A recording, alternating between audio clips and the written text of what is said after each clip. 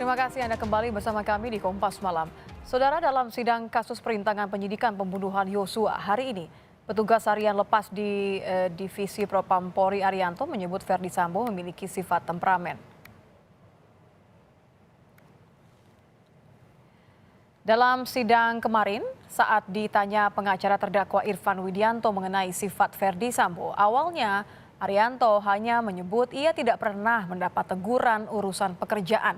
Namun saat dicecar terkait reaksi Sambo, jika ada anak buahnya yang membuat kesalahan, Arianto mengaku bahwa sang mantan Kadif Propam akan marah besar. Menurut Arianto, kalau ada masalah yang tidak sesuai dengan keinginan Sambo, maka anak buahnya pasti dimarahi.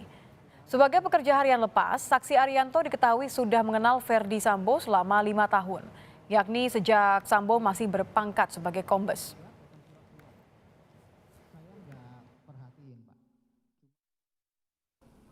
Pak Verdi Sambo ini kalau ada perintah dan tidak dilakukan atau dilakukan tidak sesuai dengan perintahnya, apa yang biasanya Pak Verdi Sambo ini sikapnya?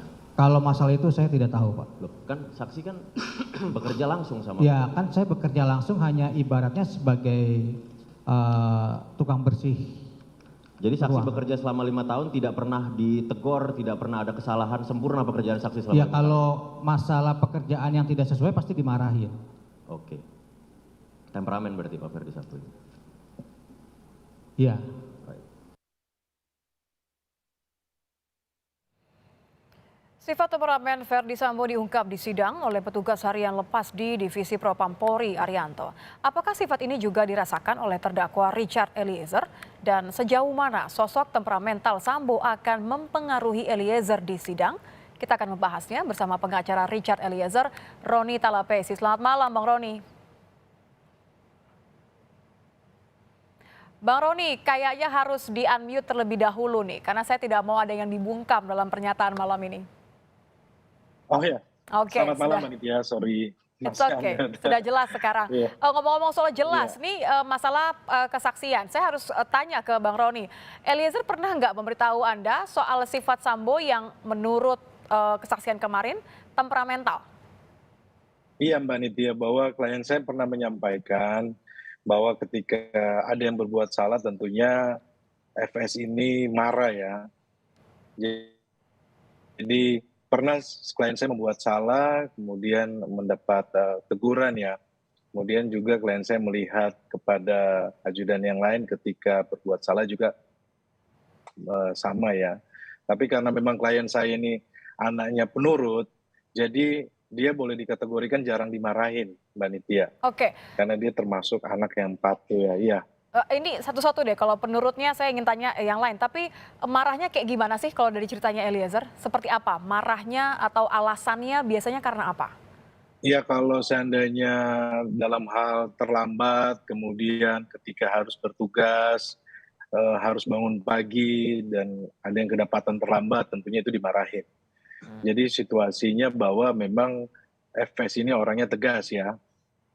Jadi kalau yang disampaikan tadi bahwa beliau temperamental ya kurang lebih sama seperti yang disampaikan oleh saksi dari PAL itu ya. Hmm. Seperti itu Mbak. Tapi kalau temperamental kan berarti marah karena hal-hal kecil dan marahnya biasanya skalanya jauh lebih besar ya, bukan cuma bersifat teguran. Ini sama seperti ini. Iya, yang tadi saya sampaikan Mbak Nitya bahwa ketika harus bertugas kemudian ada yang terlambat bangun pasti dimarahin ya. Marah, kemudian dipanggil dan ditegur ya. Jadi membuat situasi para ajudan ini tentunya harus bekerja secara disiplin dan mereka kalau klien saya sampaikan bahwa takut buat salah. Jadi Takut buat salah. Iya, jadi semua yang diperintah tentunya harus dilaksanakan ya. Jadi seperti itu, Mbak. Takut buat salah, semua yang diperintah harus dilaksanakan. Temperamentalnya Iya. Sambo ini masih mempengaruhi klien Anda nggak sampai sekarang?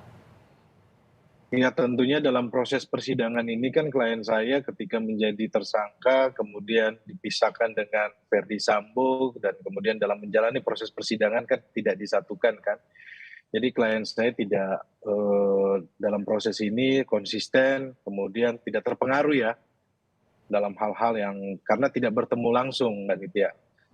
Jadi tapi dalam proses penyidikan memang awal-awal itu kan ada rasa kekhawatiran, karena memang tahu bahwa sikap dari FS ini seperti apa, tentunya ada kekhawatiran ya. Jadi tahulah situasi para ajudan ini seperti apa. Jadi sehingga dalam proses dia sebelum mengaku itu ada kekhawatiran, Mbak Nitya. Inilah yang membuat awal itu klien saya tidak mengakui apa yang sebenarnya terjadi.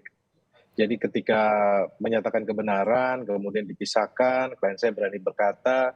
Ini kan dibuktikan juga dengan kesaksian ADC, kemudian kesaksian dari para ART kan menyampaikan kan dalam hal menerima perintah tidak berani membantah, tidak berani menolak ya. Ini kan terbukti dalam persidangan, terungkap dalam persidangan dalam hal ketika dalam lingkup dari Verdi Sambo ini ketika dalam menerima perintah tentunya mereka tidak berani membantah, tidak berani menolak. Ini kan fakta-fakta persidangan yang terungkap ya dalam sidang yang ketiga, yang keempat, yang di persidangan Richard Eliezer. Oke, Kemudian kalau saya kemarin ambil ada dari kata pernyataan penurut juga tadi, sorry, silakan lanjutkan, Bung Roni. Ya, kemarin juga kan ada kesaksian dari saudara Romer menyampaikan kan bahwa sebelumnya kan takut ketika belum mengaku apa yang terjadi ya, ketika jaksa penuntut umum menanyakan kenapa berubah-berubah BAP kan, Ya, karena memang ada kekhawatiran. Kekhawatiran itu yang kami lihat bahwa ada ketakutan ya, karena kan kalau saudara Romer menyampaikan bahwa di sini sudah ada yang meninggal kan, jadi mereka ada ketakutan. Inilah sebenarnya situasi yang tergambar dari lingkungan dari Verdi Sambo. Jadi mereka juga pun dalam menerima sesuatu perintah atau apa mereka pastinya patuh dan taat.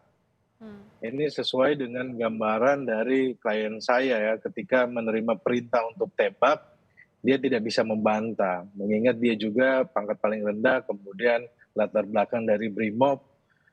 Dalam hal menerima perintah tentunya harus apa namanya tidak berani membantah. oke, harus saya Seperti itu, Mbak potong Bung Nitya. Roni, karena kalau di sidang, Romer juga menyebut Eliezer ini mengatakan kalimatnya dikutip ya, saya refleks bang, pasca penembakan. Iya. Ini maksudnya karena memang tadi tekanan seperti yang Bung Roni katakan, atau karena ya klien Anda penurut tadi Anda bilang? Betul Mbak, karena dari asesmen psikolog kita bahwa klien saya ini merupakan dari hasil asesmennya adalah patuh dan taat ya. Karena kita asesmen dari klien saya dan orang tuanya tergambar seperti itu. Jadi ketika juga pun dalam hal peristiwa terjadi tanggal 8 itu penembakan, ketika harus menembak almarhum itu tangannya gemetar dan disampaikan bahwa dia refleks. Ini kan sebenarnya menunjukkan bahwa peristiwa ada tekanan ya. Tekanan karena klien saya ini dibawa perintah, kemudian yang ini kan dibawa kuasa ya, bahwa dalam hal ini kan ada pemberi perintah dan penerima perintah ya. Klien saya dalam hal penerima perintah tidak punya kuasa untuk mengelak. Nah, dari peristiwa dari Saguling ke Duren 3 itu ada gejolak dari klien saya kan, karena nanti kita buktikan di persidangan kan dari hasil asesmen dari psikolog. Nanti kita sampaikan secara terbuka nanti, Mbak. Oke, terakhir singkat Bung Roni, kalau selama ini Anda merasa Eliezer masih tidak terpengaruh karena tidak bertatap muka langsung dengan Sambo, kalau sampai ada momen di mana di dalam ruangan yang sama, menurut Anda klien Anda masih akan konsisten dan masih akan tetap tenang? Iya, Mbak Sylvia, sampai persidangan keempat klien saya tetap konsisten ya. Jadi tidak terpengaruh ketika harus sidang bersama dua terdakwa lainnya antara KM dan RR, itu klien saya tidak terpengaruh karena dia konsisten dan saya lihat bahwa faktor dari psikologi dan mental dari klien saya ini sehari semakin baik ya, karena ada pendampingan juga dari psikolog rohaniawan yang disediakan oleh LPSK juga pun disediakan oleh kami. Jadi kondisi mental klien saya semakin baik.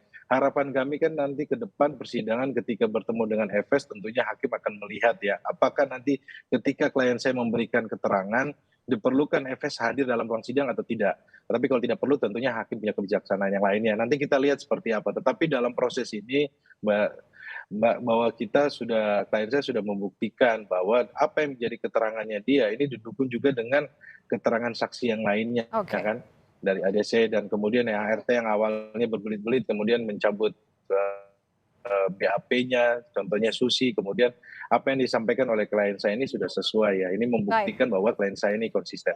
Baik, terima kasih Bung Roni, pengacara dari Richard Eliezer sudah bergabung bersama kami di Kompas Malam. Selamat malam, Bung Roni. Terima kasih Mbak Nitya, selamat malam.